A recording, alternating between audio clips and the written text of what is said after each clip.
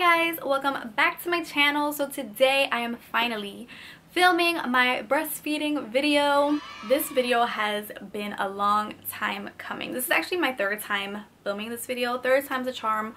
Hopefully this is my most requested video that I've had on my channel. You guys want to know all about my breastfeeding journey. You guys have a lot of questions. You guys left me a lot of questions on my social media. So I'm taking all of that and sharing my story with you guys, sharing tips and tricks and things that I've learned along the way. So if you are new to my channel, hello and welcome. My name is Victoria. I make beauty videos and mommy videos. I have an 18-month-old son named Marcus. So I want to make this intro as short as possible because I know this video is going to be 10,000 years long. This is just a really personal, passionate topic to me, and I want to make sure I get everything out there that I want to say, I want to share with you guys. So yeah, if you haven't already, grab a snack, get comfy, and let's just jump right into this. Okay, so first things first, I feel like I have to say this before I start this video. I am not a doctor, obviously. I'm not a nurse. I am not a board certified lactation consultant. I have no formal education or training on, you know, the health of the body, the art of breastfeeding, anything like that. I'm just filming this video for you guys because, you know, I'm just a young first-time mom who had a really successful 15-month breastfeeding relationship with her son. So I just kind of want to be that support, or that, you know, kind of go-to friend if you guys are pregnant or thinking about breastfeeding or interested in breastfeeding. And if you were like me, when I was pregnant, the first thing I did was go onto YouTube and search for breastfeeding videos just to see if there were any girls on here who made videos about their experience. And to be honest, I really didn't find a lot. Honestly, I didn't have that in my life. My mom didn't breastfeed, my grandmom, no aunts, no cousins, no friends. There was nobody around me who breastfed. So I went into it completely blind. I just knew when I was pregnant, I wanted to try this out and hopefully it would work. And, you know, thankfully it did, and I loved it, and it was the best experience of my life. And even though, of course, it is, you know, very demanding and it gets tiring at sometimes and it can get really lonely at sometimes, I would do it over and over again. Yes and yes and yes. I would do it for all my future children. It just was amazing to me. So yeah, I just wanted to throw that out there. I am not, you know, don't take any medical advice from me. This is just kind of me sharing my experience with you guys, just like if we were chit-chatting. So there's so much stuff that I want to cover. My breastfeeding relationship, my breastfeeding journey was pretty long, 15 months. My son is 18 months now. So I have been successfully weaned for 3 months, and that's my next video I want to make, how to wean, or how to go about weaning your toddler, because that's hard too. But I don't want to get into that in this video. I want to start at the beginning. When I was pregnant, I decided that I wanted to breastfeed. I definitely wanted to try. Like I said, nobody around me had done it or did it, so there wasn't much I could go off of but looking on the internet. Like I said, I would YouTube videos or Pinterest articles or blogs or whatever it may be. I would read up on it, and honestly, everything out there is pretty scary. A lot of the articles and a lot of things you read kind of make it sound scary. It makes it sound really painful. It makes it sound really tiring. You're gonna crack and bleed in places you've never cracked or bled before. Like, it just makes it sound very tough, like a very tough thing to do. But I want to let you guys know that not everybody's experience is the same. Not everybody's breastfeeding experience is the same, just like not everybody's labor and delivery story is the same. I kind of went into breastfeeding with that same mindset, you know.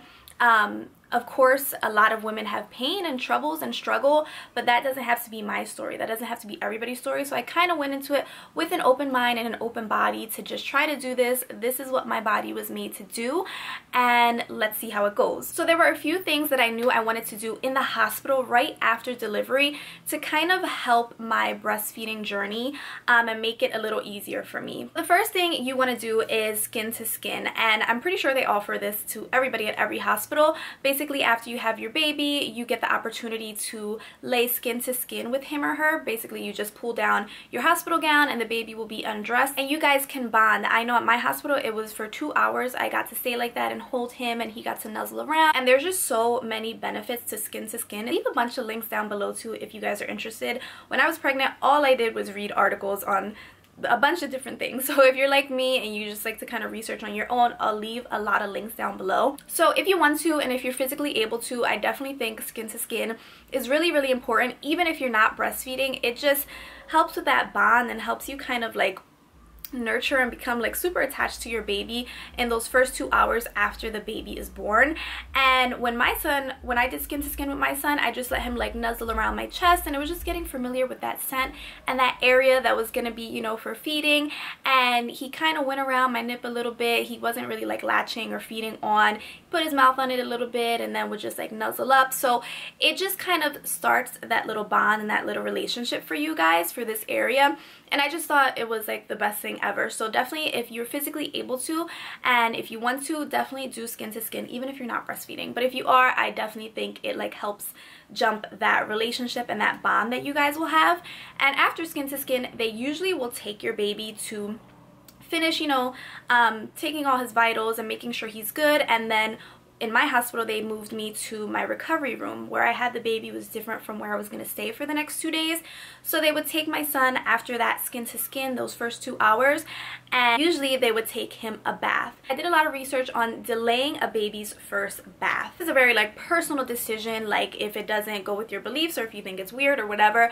But I read up a lot of different benefits on delaying a child's first bath. I mean, everything from like immunity to the breastfeeding relationship will become stronger if you delay that first bath, because in reality a baby isn't dirty once they're born. All the blood and everything has been wiped off of them. If anything is left, it's supernatural, and it's just that protective coating that they had when they were in your room. So it's a protective coating. There's nothing really bad or dirty that needs to be washed off with soap and water. So if you guys watch my labor and delivery story, you knew I didn't have a birth plan. I went into everything with a very open mind, open body, trust my own body. But one thing that I told my boyfriend and I told my mom, like if something were to happen to me, if I was unconscious, if I couldn't make any decisions, I wanted to delay the baby's first bath. Don't let them take my son a bath in the hospital. And like I said, I'll leave links below so you guys can do your own reading up on. After the skin to skin, my nurse was gonna take him and take him a bath, and I told her, I don't want you guys to take him a bath, like please do not do that. And she did. She even kind of looked at me with a side eye like, oh, is there a reason why? And I was like, nope, that's just my decision. I don't want you to take him a bath. And she was like, okay, it's your decision, you know, you're mom now, you get to make that decision. So they just took him and moved me to my recovery room, and he didn't take a bath in the hospital. And I believe 100% that that helps with your breastfeeding relationship. I'm not this like super like hippie person or all natural spiritual thing, but I just believe some things don't need to be done, and I believe soap and water wasn't necessary for my son when he was like 2 hours old, and I believe that strengthened the breastfeeding relationship. And then me personally, I didn't take a bath because I had an IV still in my arm for the next 24 hours after I gave birth. But once they took that IV out and I was able to take a bath, I made it a point not to use soap anywhere around my nipples, like basically like my whole breast and my whole nipple. I didn't use soap, and I actually continued that. Like I didn't use soap on my chest at all, probably for the first month and a half. Of course water would get on there. I'm in the shower, it might get a little bit when I'm washing like my underarms or under my boobs or something like that. But one, soap was gonna throw off my natural scent. Of course I was gonna start like smell like Dove, you know, afterwards. And I wanted my baby to just become super familiar with my scent and just know it was mom, and my nip was gonna be familiar, and it would just be easier to latch on, and he would know that's me and it's time to feed, you know. And two, soap is soap. It's gonna dry out your body no matter what type of soap you use. It's still soap. It's gonna dry you out a little bit. And because I had read so much about like your nipples becoming dry and cracked and bleeding because of all the latching and because of the breastfeeding, I just didn't want to take any chances, and I didn't want to dry them out even further. And they're not really dirty. Like breast milk is so natural, and your baby is just, you know, your newborn baby. There's nothing really dirty that I was like, oh my god, I need soap. So I would just let, you know, warm water go over them, but I wouldn't use soap on my nipple. And I swear to you guys, I feel like those two things really increase my breastfeeding relationship. I hardly hear people talk about that, and I read the soap thing on like one Pinterest article, and it just kind of stuck with me, and I did it, and I feel like it helped so much. So if you are thinking about breastfeeding, those two tips while you're in the hospital, I feel like they helped me. So if you want to, you can try them, and hopefully they will help you in your breastfeeding relationship. So the next few days in the hospital, I stayed in the hospital like a total of 3 days. You get a lot of nurses coming in and out. Shift changes are constantly. But I took each nurse as a new opportunity to ask questions and to make sure I was doing everything right. Every new nurse that would start her shift, I would say, hey, can you take a look at the way I'm breastfeeding my son and tell me if it's okay? Tell me if he's latched on properly. I mean, that's what they're there for. They're there to help you and for you to ask questions. So make sure every time you see a new face, hey, can you look at my boob? Can you make sure my son is doing this right? And they will help you. They will help you with positioning, with holding him, because for me as a first-time mom, I didn't even know how to hold a newborn. So holding him to be able to eat and my boob was really difficult, and you know, I just needed help and I needed advice, and that's what those nurses are there for, to help you. So make sure you take full advantage of your nurses. And on the last day, I saw my lactation consultant. I had a lactation consultant come in and she was awesome. Like, I loved her and I loved her advice. I've heard stories from people saying their lactation consultant was really mean and didn't offer any help. I would completely ask for a new lactation consultant, and that's your right, is to ask for a new nurse or a new lactation consultant if you feel like you're being treated mean or unfairly. Luckily, my lactation consultant was super cool, and you know, she watched me breastfeed and she made sure I was doing it right. She noticed that my son had a tongue tie, which is basically like that little thing under your tongue. It's a little shorter, so they can't properly open their mouth all the way. So she told me if I was having problems breastfeeding, or when I went home, if I noticed it was a problem breastfeeding, they could do a little procedure. Thank God I didn't have to do it. He latched on perfectly. I never had a problem with breastfeeding. But you know, there are things like that it may not be you, but it may be just something the baby is born with, and tongue ties are really, really common. So make sure you have them look at his mouth as well. She even told me like what type of bottle to use when I was ready for a bottle. She just gave me a bunch of tips and tricks and gave me her number, and you know, she was just really, really nice. But you know, make sure you ask a bunch of questions, take down notes while you're there at the hospital. If anything comes to your mind, just jot it down so you can remember to ask a nurse or a lactation consultant when they come in. Take full advantage of them, because when you go home, you're kind of left on your own. But while you're in the hospital and while you're there and they're coming to you, take full advantage of it. My biggest piece of advice before anything is to find and to trust your mothering instinct. And I know that sounds so like kumbaya, but I cannot tell you how much I believe in that. Like, I feel like we all have this mothering instinct where we know something's not right with us, we know something's not right with our baby. No matter if anybody else sees it or believes it, we know it. And I completely 100% agree in that. And I feel like when you're breastfeeding, if you're feeling like this isn't right, this hurts too much, this isn't supposed to be like this, you're probably right. You know, breastfeeding is natural. It's the most natural thing. It's been around for billions of years, but it's still something that takes time to get used to and takes time to get comfortable with. So don't be super hard on yourself. Like when I was pregnant and, you know, even when I had the baby, I knew I'm gonna try this breastfeeding thing out. But I knew from reading a bunch of articles and doing a bunch of research that the first 3 weeks were gonna be the hardest. Just physically and mentally, and getting used to everything. Like I said, when you come home, everything is sore, everything is hurts. This is a new life, this is a new little human being. You're getting used to everything. So even if you took away breastfeeding from the whole equation, the first 3 weeks of having a new baby are going to be the most difficult. But then adding in breastfeeding, something that you've never done and something that you probably feel like you want to be successful at, it can get super stressful. So I knew the first 3 weeks were going to be hard. I knew the first week was going to be the hardest, but I gave myself that first 3 week period where I said, I'm not going to give up. I'm not, even if I get tired, even if I'm like crying, even if it's stressful and tiring, I'm just not going to give up in those first 3 weeks. And then once I was done the first 3 weeks, I was like, okay, let's try it for the next month, and then try it till he's 3 months, and then 6 months, and then 9 months, and then a year. And that's how I kept going, you know. I kept like setting these short-term goals for me, and I felt like it really worked. Again, I know it might sound cheesy, like, but those short-term little increments really helped me not stress too much. I mean, I have read about women who are like wanted to succeed in breastfeeding so bad, and they would do all these things before birth to get their boobs ready and to get their nipples ready, and were eating all types of stuff and drinking teas and getting acupuncture to make sure they were producing milk. And I feel like when you put that much stress on your mind and on your body about one thing, it's bound to kind of fail. I don't know. Me, I just went into it with an open mind, open body. I said, this is what these were made to do. I'm giving myself these short little goal periods and gonna try it out. And if it doesn't work, it doesn't work. And if I have to admit to myself that I have to stop this and it isn't working for me or my son, and this journey isn't gonna be ours, then, you know, I have to do it. And you know, of course I think breast is best. Like, I love breastfeeding. Like I said, it's just amazing. I love all the benefits of it. I still wish I was breastfeeding, honestly, but I don't think any other way of raising or feeding your child is wrong, you know, whether it's formula, whether it's supplementing, whether it's half formula, half breastfeeding, pumping bottles only.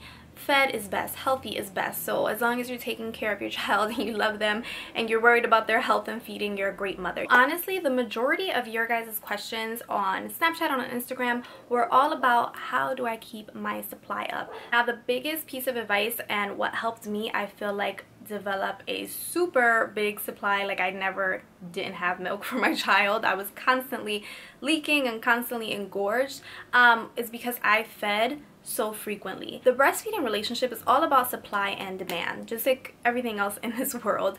Your supply is going to be based off of how often your baby is latching on. Even if it's for 5 minutes, even if it's for a minute, it's going to trigger your body that, hey, we have a little human down here, we need to make this milk, let's go, let's go.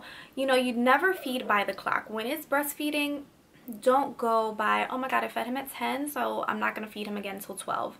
No, you feed him when he is rooting around for your boob, when he's, you know, opening his mouth, when he's fussy. You go ahead and offer that boob. My lactation consultant told me, you know, try to keep everything that's not your nipple out of your baby's mouth or off of your breast for 8 weeks, including the pump, including a bottle, including a pacifier. Those things are just going to interfere with your breastfeeding relationship, and I took her advice 100%, and I didn't give anything until 8 weeks. And I mean, my family was even like mad at me, like, we want to feed your baby, can you pump, can you make a bottle so we can feed him? And I would not let them until 8 weeks, and it probably would have gone further, but I caught a breastfeeding infection at 8 weeks, ironically, so I had to pump. It was really painful to breastfeed. I completely shut everything else out for the first 8 weeks. Unless it was my son or my boob, it wasn't happening. Because I didn't offer anything else like a pacifier, my boob was also kind of a soother. It was when he was crying or when he was fussy or when he was sleepy, I would offer the boob. And you know, your body is going to say, oh my goodness, we have this little critter coming on every hour and a half. We have to have enough milk ready. Your body starts to realize, okay, we have to feed every hour and a half, and it's gonna have enough milk ready for you every hour and a half. Even if you're not around your child, you're gonna feel like, oh my goodness, I'm getting a letdown right now, because your body is just used to, you should be feeding, so I'm gonna let this milk down. And it's, you know, for me, it was like, oh my goodness, I was constantly leaking, constantly soaking through shirts. My bed would be soaked, like it was crazy, and the veins in my boobs, I looked like the friggin' Hulk all the time. But I was happy, and I wouldn't change it for a thing. I was completely happy and blessed that my supply was, you know, kept so up, but it's because I fed on demand. Now, the next question that I got a lot of you asking was how to latch on properly, how to get your child to latch on to your nipple properly, to your breast properly, how to know if you have a good latch, what happens if you don't have a good latch, and if you're getting cracks and blisters and stuff like that on your nipple. Thankfully for me, like I said, they did find a tongue tie in my son's mouth, but it didn't affect him at all. Breastfeeding and his latch has always been A1 and perfect.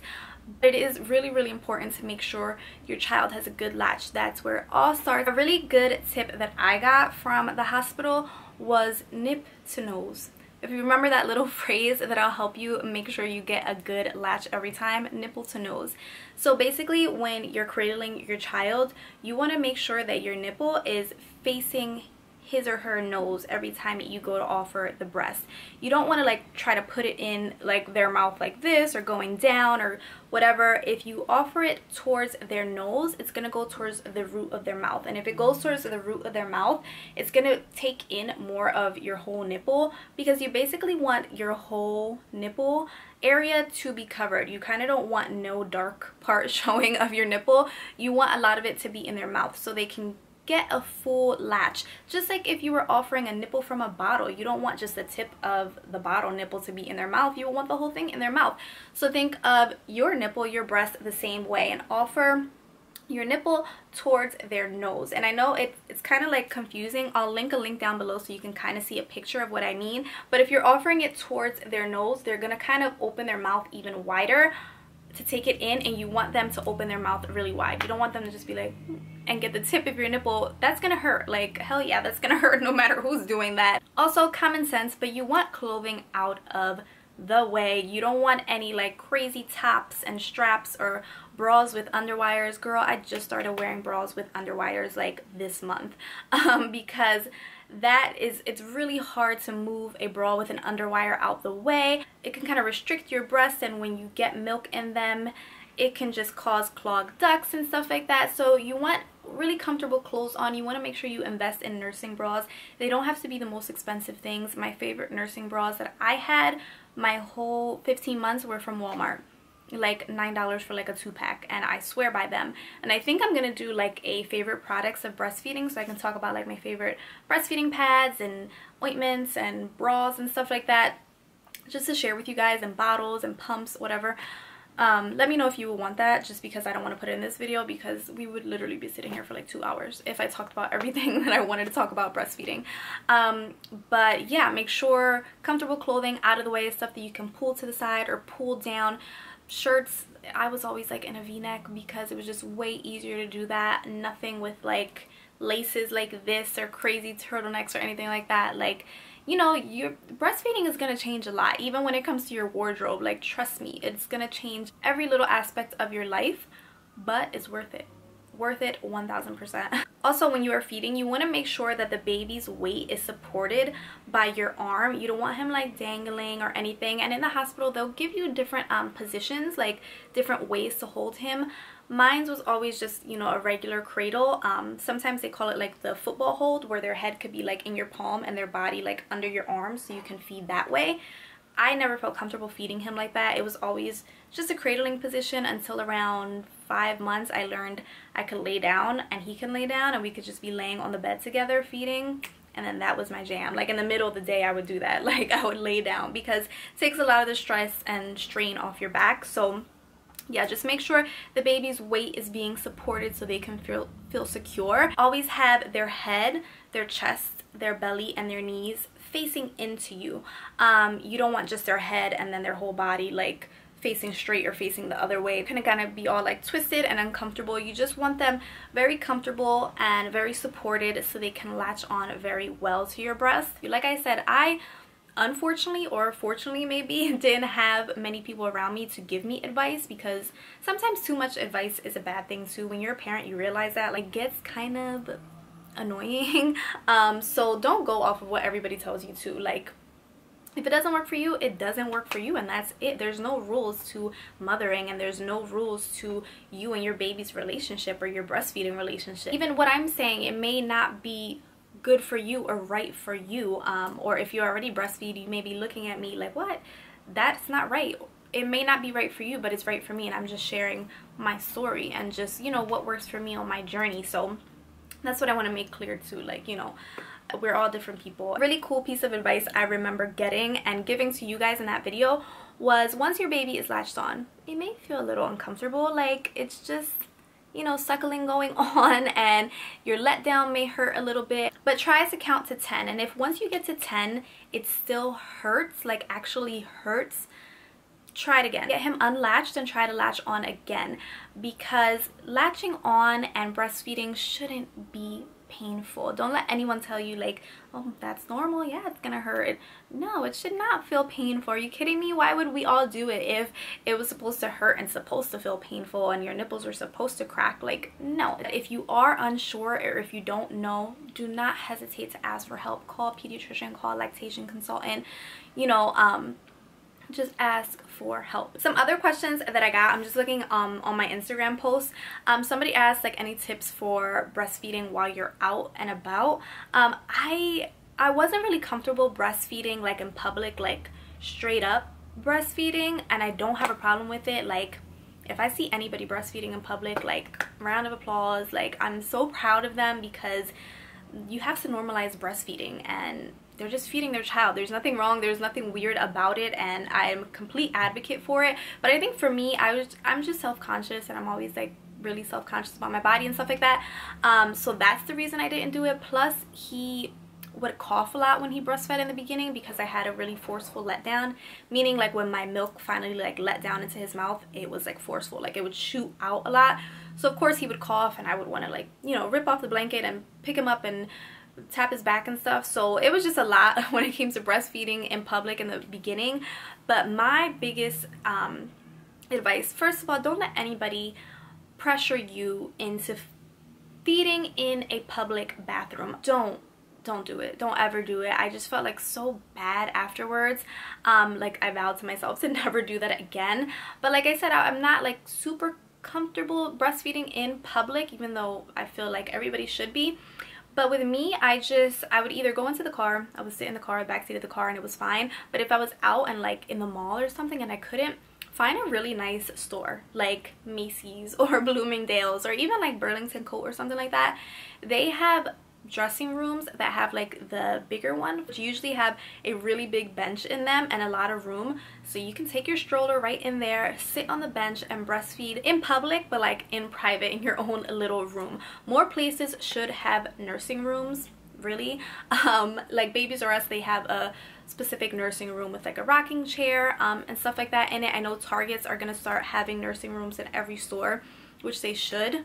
Every store should, but you know, unfortunately they don't. But dressing rooms, try that out and see if you like it, if you feel comfortable, because that's what I did. When I discovered that, I was like, what? I was always in a dressing room feeding my son. The question I got is if I pumped and how did I store it, and just, you know, how did I go about pumping. I started pumping at 8 weeks, and it's because I got a breastfeeding infection, so I had to pump because it was really painful to actually breastfeed. And it was really sad for me to start pumping and to see someone else feeding him. I was like really emotional. I don't know if it was like postpartum hormones or something, but it really got to me. But yeah, I pumped at 8 weeks. They say good tips are to look at your baby if he's around, look at a picture of your baby or a video of him crying or cooing or something like that, because your body is going to take that as a signal that it's actually your baby. Because pumping, in reality, pumping will never produce as much milk as your baby latched on.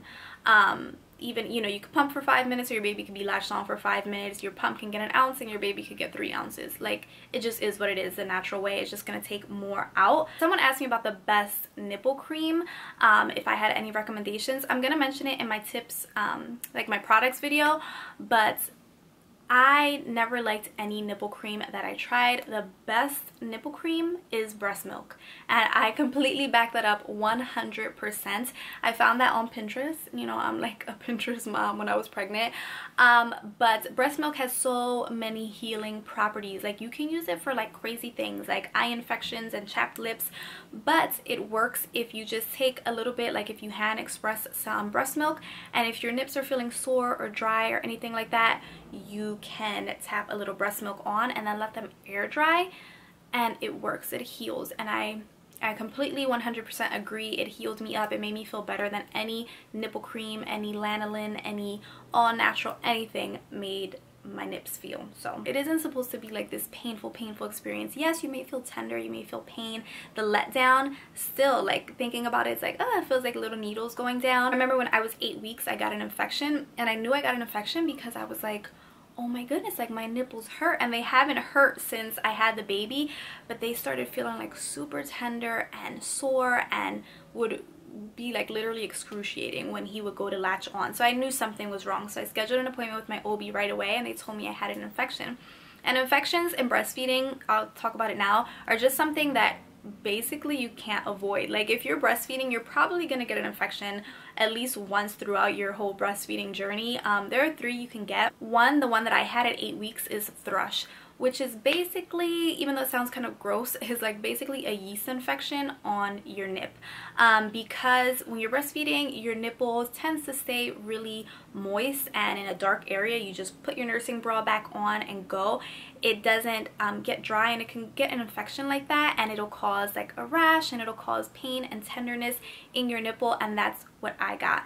And they'll give you a cream, they'll give you a pill, and also the best advice is to let them air out and let sunlight hit them, which I know is weird. I don't mean to go outside and let your boobs be out, but if you can just stand in your bathroom with like your shades like a little bit open, and just stand there like after a shower and make sure they really air out. And after you breastfeed, make sure they air out. I know once you're done breastfeeding, you kind of want to like put your nursing bra back on and go, but let them air out just to make sure you don't get that infection, because that one sucked. That one was really, really painful, and that's the reason I had to start pumping, because I couldn't take it. I couldn't not breastfeed, and it was really sad. And it was only on one nipple, so I was like able to breastfeed from the other one, and I did, but I had to pump from this one until I was all healed. The second type of infection you can get is a clogged duct. You have milk ducts, which, you know, obviously take the milk from your body to your nipple and to your baby's mouth. For a number of reasons, they can get clogged. You know, too much milk at one time and not getting it out, you know, going long periods of time between feedings can cause a clogged duct. Also, wearing tight-fitting or ill-fitting clothes not really made for nursing, like an underwire bra. I think when my baby was about 6 months, I wanted to wear a freaking underwire padded bra. Like, I wanted to look cute when I went out, and I wore one, and he didn't breastfeed for like a really long period of time while we were at the mall. I think it was like, you know, like 6 hours or something, and I had on this like tight Victoria's Secret bombshell bra, and the next morning I woke up and I was like, what the hell? I felt like a lump in my breast, and it hurt so bad. It feels like a golf ball in your boob. Like, it literally clogs up your duct, and it's just like a ball, and it actually is really scary to feel like a lump in your breast. So just make sure you're wearing like good fitted clothing, and you're not going too long in between pumping or feeding, because that's what can happen. And if you have a clogged duct, if you don't get it taken care of quickly, it can turn into something called mastitis, which is really bad, because your clogged duct then gets an infection, which gives you basically like the flu-like symptoms, like chills and a fever and like cold sweats and shaking, and your whole body is like in pain, and you have this huge like golf ball in your boob, and it is painful. I've had all of those. I've had mastitis twice, I've had clogged duct 3 times, and I've had thrush once. In my opinion, thrush is the worst, because it actually like leaves your nipple like almost like cracked and stuff. So I feel like that is the worst, but you know, they're all equally like, ugh, they suck. Someone asked, did I take prenatals daily? No, I didn't. I stopped prenatals when I was pregnant.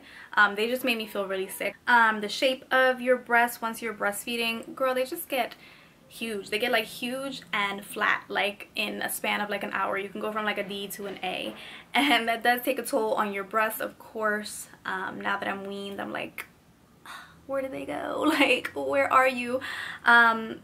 But you know, that's just how it is. That's why you shouldn't wear like tight things or bras with underwires or a lot of padding, because you need to let your boobs like freely flow and freely get bigger and smaller, because if they're getting bigger, like confined, it's gonna hurt. Your boobs are gonna look like a triangle, and you may clog your ducts up, so you may do more harm. Nipple cream recommendations, I told you, use your breast milk. Are you still breastfeeding? Yes, I breastfed from birth until 15 months. Well, right now I'm not, but I did breastfeed birth 15 months. What did you eat to maintain your breast milk? This is a question I get a lot too. I didn't eat anything specific. Your appetite will be a little bigger when you're breastfeeding, because you know, breastfeeding burns a lot of calories, so you're gonna be hungrier quicker. So you know, you eat when you're hungry, and you have to stay hydrated, because breastfeeding can like dehydrate you a bit. But unfortunately, like, I went through 2 really, really big tragedies when my son was 6 months and when my son was 8 months, almost 9 months. 2 family members passed away, my dad and my grandpa, and it was like the most horrible thing I've ever gone through, the most tragic thing I've ever gone through. I was really grieving a lot, and there were times I just wouldn't eat. I know my diet suffered a lot because of it. I just wasn't eating. I was just sad a lot of the time. And being a breastfeeding mom, like, you're not in the kitchen when you're feeding your son, so a lot of the times I would forget to eat throughout the day. I lost a lot of weight. I have constantly people telling me, oh my god, you look so skinny, you look like a little girl. And yeah, I got like super depressed, and I like stopped eating for a little bit. My milk supply never dwindled. It never got lower, and I truly feel that's because in those first few months with baby home, those first few weeks, I was constantly on demand. My body knew, no matter what, no matter if I was eating, no matter if I was drinking, no matter if I was, you know, having a good diet, that this was his job, is to make milk every hour, because this little boy is gonna eat every hour. And I feel like establishing that, you know, with your body in the beginning and not using bottles and pacifiers and pumps, you know, just letting your body get that relationship with your baby's body and your baby's feeding schedule really helped me out, because like I said, my diet took a complete nosedive and I still was producing milk until, you know, the day I stopped, until 15 months. How many times a day did Marcus latch on? Girl, we fed like every hour, honestly, like every hour or two in the beginning, and even at the end, like, just because my breast was just such a like I said, he didn't take a pacifier, and it's just comforter. It's just like everything. You're gonna be like for sleepy, you're gonna be for cranky, you're gonna be for sick, you're gonna be for tired. It was, my breast was that comfort, you know. So he would feed a lot, but like I said, even if it was only for like 5 minutes, he would do it and just, you know, hop off and, you know, go play and stuff like that. Never really kept track of it, but now that I'm thinking about it, he was latched on like all day. But yeah, I think that's it. So I think I just filmed my breastfeeding video. Fingers crossed this goes well. Hoping to have this edited and up for Mommy Monday. I know it was super long and, you know, a lot of different topics to cover. I hope I covered everything, and I hope I answered a lot of questions for you, or provided a little bit of advice, a little bit of a few tips, a few tricks. I'll link everything down below that I can, a lot of articles, a lot of really interesting websites and stuff that help breastfeeding and help you understand a little bit more. My description box is probably going to be packed, but yeah, I just want this video to be a lot of help if you are interested in breastfeeding, if you're pregnant right now, or if you just had your baby and you're going to try to breastfeed. Hopefully you can watch this and this can provide you with a little bit of confidence in going into it not completely blind like I did. And my camera is about to die because I've been talking for like 2 hours straight. So I hope you enjoyed this video. Leave me a comment down below. I'm super active down below. If you have any questions, I will get back to you down there, girl. I never leave you hanging. So yeah, I will see you guys in my next one. Bye guys.